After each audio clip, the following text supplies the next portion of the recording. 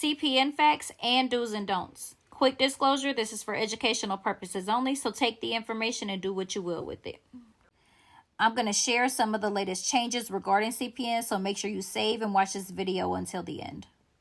And as usual, before I get into that, I have to give a quick PSA.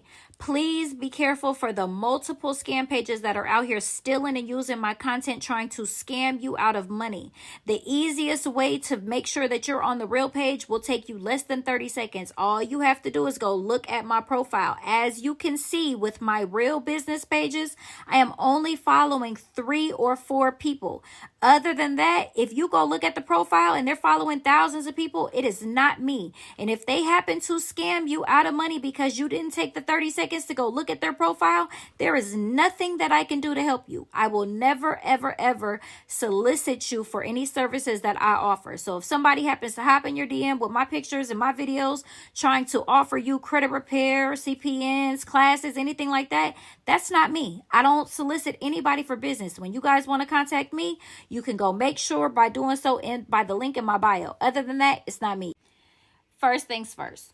What you have to understand about CPNs is that they don't come with any specific guidelines on what you can and can't do with them. There's no direct source to get this information from, and a lot of it is if you know, then you know.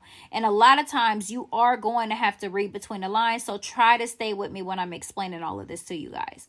Now, because methods and processes change so much in the CPN world, you have to make sure that you are dealing with somebody that is knowledgeable about them, that's dealing with them on a consistent basis, so that way they can give you the guidance or the information that you're looking for. What was working 6 months ago may not be working like that today. There's even been changes in the last 60 days that I see. So before you make the decision to go spend this lump sum of money to get a CPN, make sure you are doing so with the latest and most current up-to-date information, so that way your expectations of what you're using it for are realistic. All right, so let's get into some of these changes. Number 1, self. Self has not been CPN friendly since the end of February, beginning of March. So anybody advising you to go get Self Lender as a primary for your CPN file, that is old information and that is false. Number 2, Care Credit. Care Credit has had significant changes regarding their requirements in order to get a line of credit with them. They are not issuing it as easy as they used to. You will be required to have primaries as well as AUs on your CPN file. And no, you cannot get a line of credit with Care Credit with a fresh CPN file, and especially not with no credit score. Primaries. A lot of you guys ask how to get primaries for your CPN file since Self is no longer working.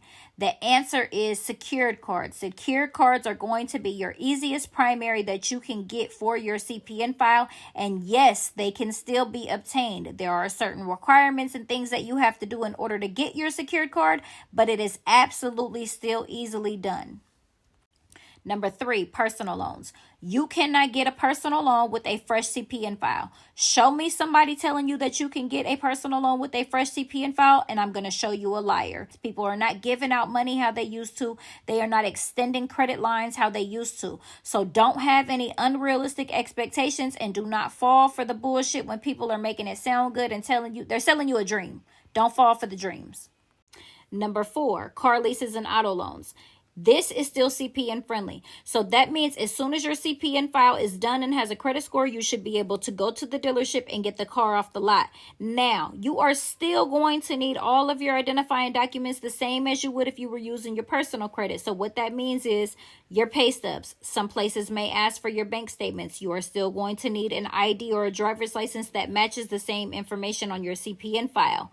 Now, in my personal experience, I have not seen anyone be able to get this done on a blank credit score. So to the people that are out there saying that their clients are getting it done on a blank, I don't know if they're telling the truth or not, but I'm telling you, in my personal experience, I have not seen that done, at least in the last 6 months. high limit credit cards.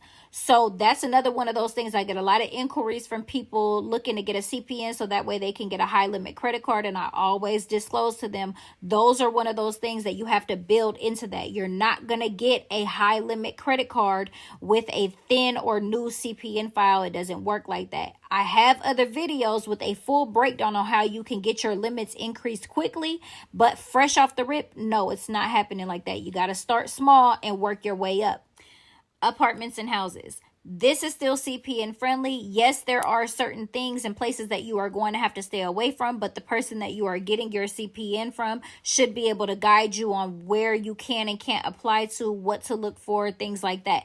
Now, one thing I did want to make clear, I'm not sure why some people are under the impression that if you use a CPN, you're not going to have the basic necessary costs that come along with it, but it's the same as if you use your personal credit. So whatever that property is requiring, that's what you're going to have to pay, whether it's a CPN or not. So that may be your first month rent, your last month rent, or first, last, and deposit, whatever the case may be. You have to ask the property what their requirements are for you to move in, but it is still CPN friendly.